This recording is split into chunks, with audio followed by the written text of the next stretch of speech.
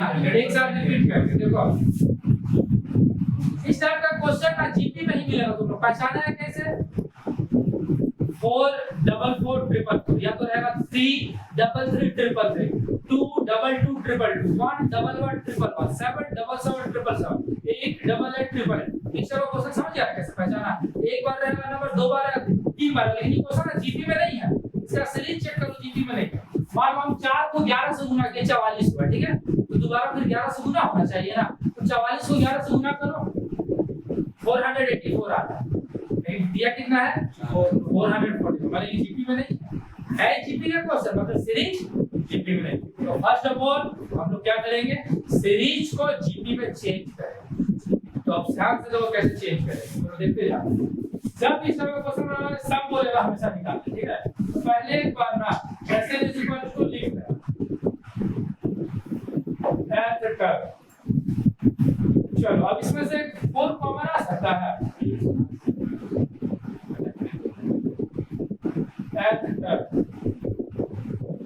ठीक है? अब इसको ना हम लोग को जीपी में कन्वर्ट करना पड़ेगा। तो जीपी में लाने के लिए तो क्या करना पड़ता है? अच्छा, एक नॉर्मल सम तुम लोग को रूल बताते हैं। पहले जैसे मान लो अकाउंट में रेशियो ऐसा पढ़ रहे थे, रिवर्सिंग ऐसा कुछ लोग पढ़ते हैं। तो कहते हैं नीचे अगर बोलते हैं 5 से गुना करो तो ऊपर भी करना पड़ता है। क्या है? क्योंकि ये नॉर्मल मैथमेटिक्स का रूल होता है। कोई नंबर से नीचे मल्टीप्लाई करो तो ऊपर भी मल्टीप्लाई करो। तो ध्यान से याद तुम लोग, मान लो हम 9 से ऊपर मल्टीप्लाई किए तो नीचे भी करना पड़ेगा। तो बोलो सर अब नीचे कहां मल्टीप्लाई है? कुछ कहता तो हुआ था, हम ऐसे 1 नहीं लिखते हैं। तो अब तुम लोगों के दिमाग में क्वेश्चन आ रहा होगा 9 से ही क्यों? इसका आंसर है कि 9 से ही करने में जीपी में आता है। इसीलिए तुम लोग इस टाइप का कोई भी क्वेश्चन आएगा उसको कितना मल्टीप्लाई करना है? 9 से ही करना। अगर 9 ने रहेगा तो सर 9 और 9 ने रहा तो नहीं करना पड़ेगा, वो हमारे बीच में बता दे। बाकी छोड़ के 8 है 7 है तो तुरंत मिल जाए। चलो ध्यान से अब तुम लोग सर 9 9 कैसे काट, तो फिर फायदा क्या हुआ 9 ने कैसे काटना है? ठीक है? तो फिर हम 9 लिए क्या है? ठीक है? तो ध्यान रखना। अब मान लो 9 को हम लोग गुना करेंगे तो 9 को ये ब्रैकेट वाला से गुना करना, 4 से मत करना। अब मान लो अगर 9 को 4 से गुना करेंगे 36 बटा 9 फिर बोलेगा सर काट दीजिए। फिर तो वही जब फिर क्या किया तो फिर कोई सा सीरीज कहां बना? मेरा सीरीज तो नहीं ना बन पाएगा। इसलिए 9 को 4 से नहीं गुना करेंगे, किससे गुना करेंगे? ब्रैकेट वाला से। चलो गुना करो तो 4/9 9 plus double line plus triple line plus dot dot and याद रखिए क्वेश्चन हम जीपी में लाने के लिए सकते हैं। ठीक है? तो आगे फिर 4/9। अच्छा 9 को ऐसे लिख सकते हैं 10 -1 लेकिन तुम लोग बोलेगा सर ऐसे भी तो हो सकता है। 11 - 2 भी तो होगा, फिर 20 - 11 भी तो होगा, लेकिन 10 ही क्यों ले रहे हैं? उसके पीछे रीजन अब क्या रीजन वो आपने बता दें कि स्टेप लिख। तो यहाँ पे हम लोग ऐसे लिख सकते हैं 100 - 1 तो 999 को हम लोग लिख सकते हैं 1000 - 10 डॉट डॉट। ठीक है? तो अब बात होता है 1 ही क्यों लिखा, 1 का यूज क्यों? अच्छा तुम लोग ये बताओ कोई चीज को 1 को गुना करने से फर्क पड़ेगा? नहीं, बस इसीलिए हम 1 अगर हम 2 लेंगे 3 लेंगे अगर हम 1 की जगह तो वो इफेक्ट पड़ेगा। 2 से कोई चीज गुना करो डबल हो जाएगा तो एरर होने का चांस, लेकिन 1 से कोई एरर नहीं होगा, इसीलिए हम 1 करेंगे। और एक रीजन और भी है कि जीपी में लाने दो तरह का रीजन। अब जब 4/9 into तो यहाँ से 10 लो, यहाँ से 100 लो, यहाँ से 1000 10 plus 100 plus 1000 dot dot enter. और 1 को तो छोड़ने ना सकते हैं तो -1 डॉट डॉट ये भी कहाँ तक जाएगा? एंटर दोनों लाइन तक जाएगा। ठीक है?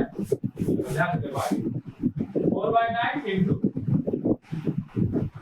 10 100 1000 एंटर।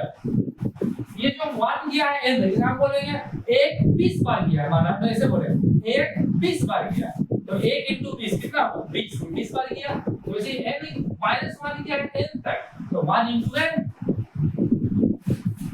तो 4/9 into 10 plus 100 plus 1000 plus dot dot n term minus n, यहाँ तक पूछना है। इस टाइप का सब क्वेश्चन ऐसे ही बनेगा। अब देखो जीपी में आ गया 10 को 10 से गुना के 100, 100 को 10 से 4 गुना आया जीपी। तो ये जीपी में आया, इसको हम लोग जीपी के रूप से लोग सॉल्व करना पड़ेगा। 10 plus 100 plus 1000 plus dot dot n term, ठीक है। तो इसको जीपी के रूप से बनाते हैं।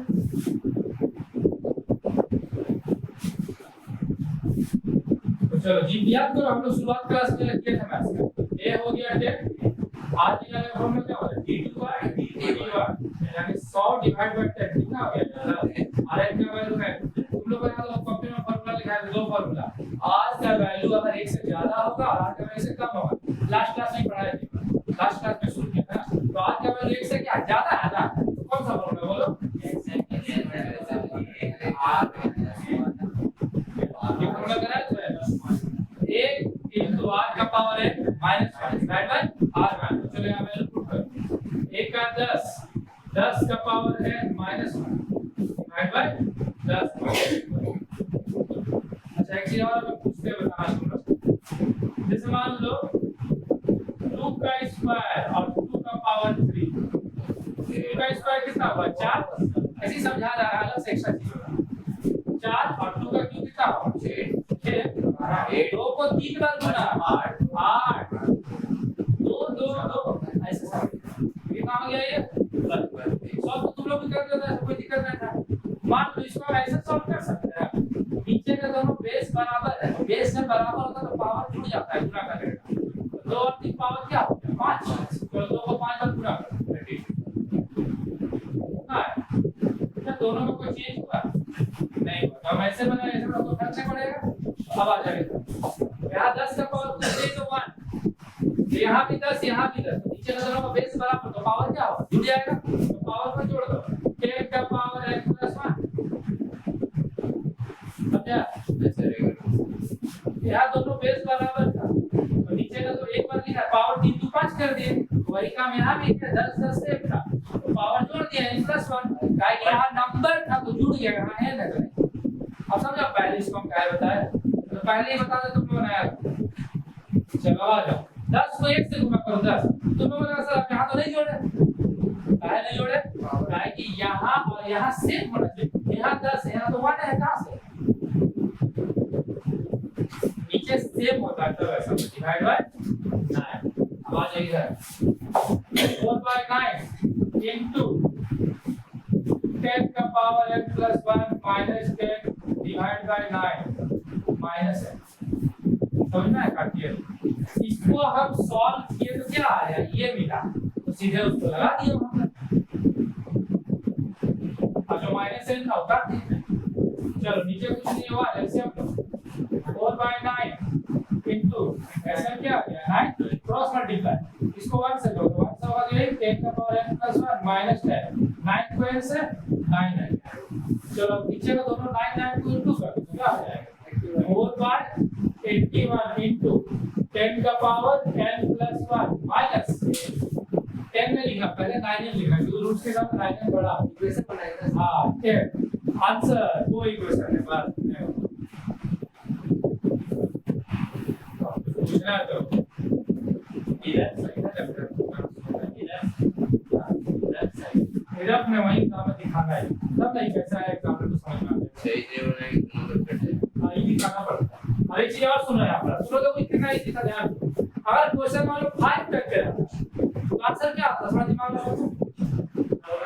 अगर क्वेश्चन 5 करके रहता 5 5 वाला क्वेश्चन था तो आंसर क्या आता बोलो 5/81 10 का पावर n + 1 -9 माइनस, मतलब आंसर सेम आएगा, जहां जहां 4 है वहां 5 बस। मान लो क्वेश्चन 7 करके आता तो आंसर क्या आएगा बोलो तो 7/81 10 का पावर n + 1 -9 क्योंकि हर बार तो हम 9 से ही इंटू करेंगे तो आंसर तो सेम ही आएगा, 9 से रहा वहां इसको ढक दो,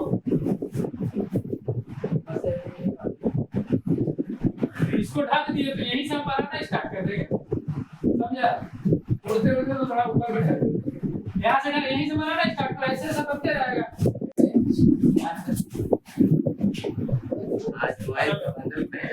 क्वेश्चन नंबर देखो सब लोग, क्वेश्चन नंबर 7 ध्यान से देखो, थोड़ा बहुत सिंपल है। देखो सीरीज ये दिया हुआ, देखो सॉल्व करते हैं। ये तो हो गया हुआ है, आज निकालने को अपना t2/t1 यानी 2/1 बोले तो 2 आ गया, ठीक है। लेकिन इस बार क्वेश्चन को बोला क्या, how many terms of the series, how many terms मतलब निकालने बोल रहा है। फिर आगे दिया है must be taken to make, make मतलब होता है सम, यानी इस बार क्वेश्चन में ऐसे दिया, तो ये पहला क्वेश्चन है जिसमें ऐसे दिया होगा। अभी जो भी क्वेश्चन बना तो सब मैं ऐसे निकालना। और ध्यान से देखो मतलब बोलो तो यहाँ का मतलब कितना है, एक से ज्यादा है, और एक का फॉर्मूला जिसका भी बना है एक से ज्यादा में एक फॉर्मूला था, r का पावर n माइनस 1 r का, ऐसे मेरे पास लिखिए 511 एक का पावर 2 का power n minus 1 divide by 2 minus 1, तो 511 इज इक्वल टू 1 लिखने की जरूरत नहीं है, 2 का पावर n माइनस 1 नीचे 1, फिर नीचे 1 लिखने की जरूरत नहीं है, 2 का पावर n माइनस 1 लिख रहा है तो प्लस 2 का पावर है 512 इक्वल टू 2 का पावर है, क्या करें बताओ, एलसीएम 512, तो देखो यहाँ पर 2 है ना, तो समझ जाना पक्का 2 से ही जाएगा,